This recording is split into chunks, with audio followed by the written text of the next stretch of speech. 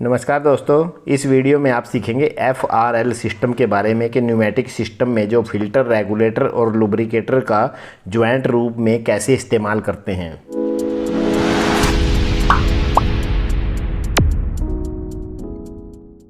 Pneumatic system में filter, regulator और lubricator को ज्वाइंट रूप में यूज करते हैं। जो पूरा यूनिट जो FRL यूनिट कहलाता है, ये जो एयर कंप्रेसर है वो वातावरण से, एनवायरनमेंट से जो फ्रेश एयर है उसको जब सक करता है तो उसमें विभिन्न प्रकार की जैसे अशुद्धियाँ होती हैं, इम्प्योरिटीज़ होती हैं या उसमें मॉइस्चर वगैरह होता है, तो उसको यूज करने से पहले उसको फ़िल्टर किया जाता है।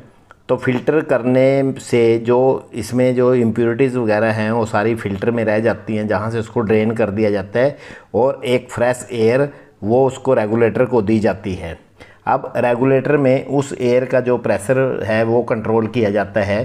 प्रेशर कंट्रोल करने के बाद, उसको रेगुलेट करने के बाद उसकी जो लुब्रिकेशन है वो आवश्यक होती है। तो उसको जो लुब्रिकेट करने के बाद ही आगे सिस्टम में भेजा जाता है। जैसे उससे कोई भी मोटर या कोई भी मशीन चलानी है या कोई यूनिट चलाना है, उसके बाद ही भेजा जाता है।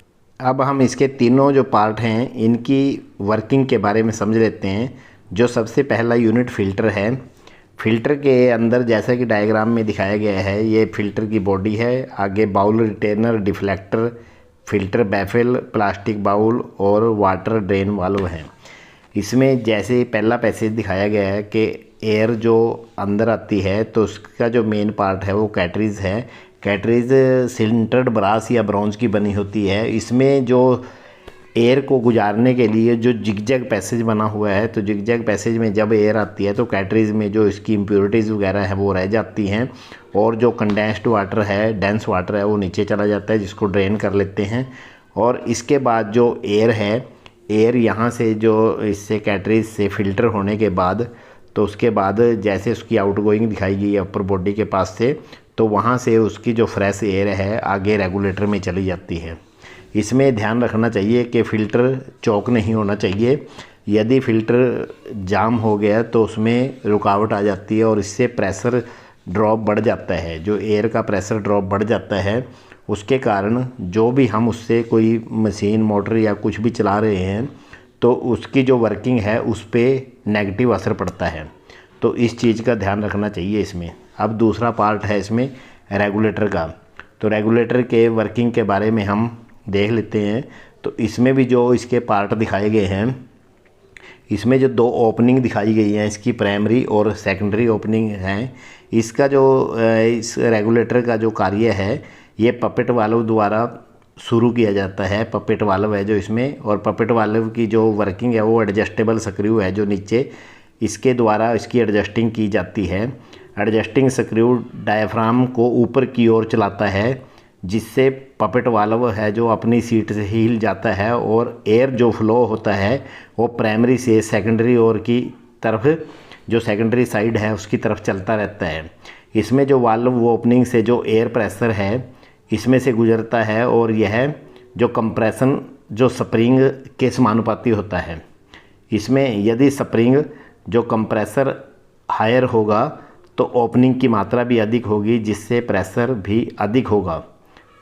इसमें जो प्रेशर रेगुलेटर है, एक प्रेशर कम करने वाला वाल्व है, ये प्रेशर को कंट्रोल करने वाला वाल्व है। अगर जो इसमें एक्सेसिव प्रेशर हो जाए तो इसमें जो दो वेंट होल भी दिए गए हैं, तो इस प्रकार ये प्रेशर को कंट्रोल करता है। आगे हम इसके लुब्रिकेटर का जो पार्ट है इसके बारे में हम बात करेंगे।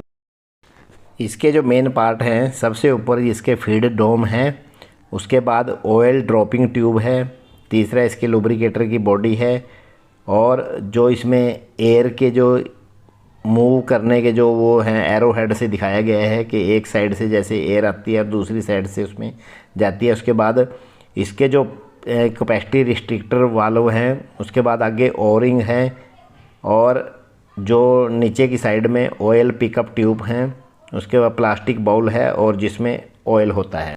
एयर की एक तरफ से इनकमिंग और दूसरी तरफ से आउटगोइंग दिखाई गई है। तो एयर को इसमें से टाइट जगह में से जैसे गुजार के इसके फ्लो को ऑयल में से कंट्रोल किया जाता है। तो ऑयल में से पास करने के बाद ये लुब्रिकेटेड एयर हो जाती है, जिसको यूज़ के लिए इसको कैपेसिटी जो रिस्ट्रिक्टर वाल्व है वहाँ से इसको लिया जाता है वर्किंग के लिए, जहाँ से आगे इसका फ्लो कंट्रोल किया जाता है।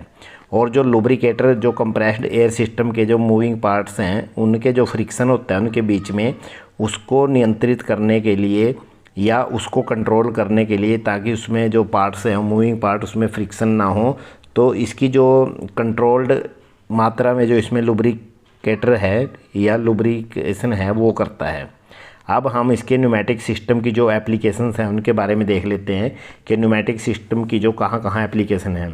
सबसे पहले जो भी हमारे कमर्शियल व्हीकल हैं जैसे बसेस हैं, ट्रक हैं, इनमें जो एयर ब्रेक्स होती हैं वो न्यूमेटिक सिस्टम का पार्ट हैं। और दूसरा जो न्यूमेटिक प्रेस होती हैं या फोर्जिंग प्रेस हैं, जैसे इंडस्ट्रीज़ में जो प्रेसें यूज करते हैं या फोर्जिंग मशीनें हैं उनमें यूज होता है न्यूमेटिक सिस्टम का। तीसरा टॉर्क रेंच या बोल्ट टाइटनिंग इंस्ट्रूमेंट्स हैं, उनमें भी इसके न्यूमेटिक सिस्टम के ऊपर, एयर वाले सिस्टम के ऊपर चलती हैं ये।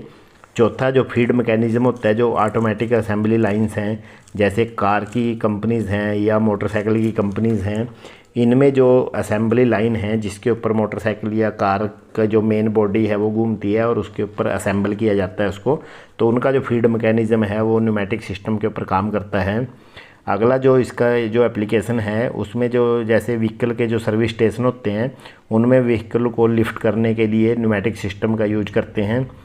और स्प्रे पेंटिंग गन्स हैं, जो भी पेंटिंग का काम होता है इंडस्ट्रीज़ में तो उसकी जो स्प्रे गन्स हैं वहाँ यूज करते हैं। और मेडिकल इंडस्ट्रीज़ में, वैक्यूम क्लीनर में, टायर के प्रेशर गेज हैं या मटेरियल हैंडलिंग इंस्ट्रूमेंट्स हैं, वहाँ पे भी इसका यूज किया जाता है। तो इस प्रकार इसके बहुत सारे यूज हैं।